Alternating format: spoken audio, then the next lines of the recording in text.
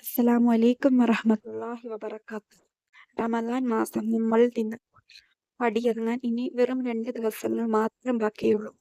നമ്മുടെ നോമ്പുകളൊക്കെ അല്ലാഹു സുബ്ഹാനഹു വ തആല സ്വീകരിച്ചിട്ടുണ്ടോ ഇല്ലയോ? നമ്മൾ ചെയ്ത അമലുകളൊക്കെ സ്വീകരിച്ചിട്ടുണ്ടോ ഇല്ലയോ എന്നൊന്നും നമുക്കറിയില്ല. നമ്മുടെ എല്ലാവരുടെയും അമലുകളും നോമ്പുകളും എല്ലാം അല്ലാഹു സുബ്ഹാനഹു വ തആല സ്വീകരിക്കുമാറാകട്ടെ. ആമീൻ യാ റബ്ബൽ ആലമീൻ.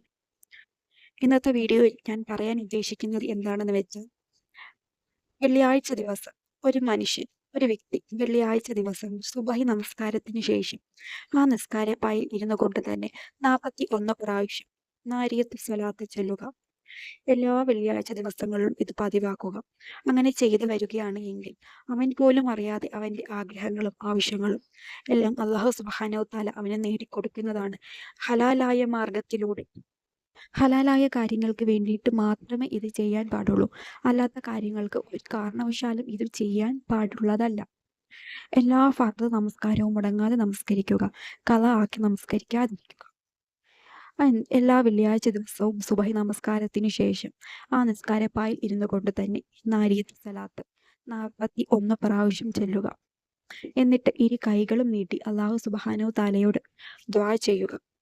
ഇൻഷാ അല്ലാഹ് ഉറപ്പായിട്ടും നിന്റെ ഹൈറായിട്ടുള്ള ആഗ്രഹമാണ് എങ്കിൽ അല്ലാഹു സുബ്ഹാനഹു വ തആല അത് വളരെ പെട്ടെന്ന് തന്നെ നിറവേറ്റി തരുന്നതാണ്. നമ്മൾ അറിഞ്ഞോ അറിയാതെയോ ചെയ്തു പോയ തെറ്റുകൾ എല്ലാം അള്ളാഹുവിനോട് ഏറ്റുപറയുക, മാപ്പ് ചോദിക്കുക, തൗബ ചെയ്യുക. നമ്മൾക്ക് നമ്മുടെ ജീവിതത്തിൽ നമ്മുടെ മനസ്സിനെ നമ്മൾ നന്നാക്കി എടുക്കുക. മറ്റുള്ളവരുടെ അസൂയയോ കുശുമ്പുകളോ ഒന്നും മനസ്സിൽ കൊണ്ട് വെക്കാതിരിക്കുക.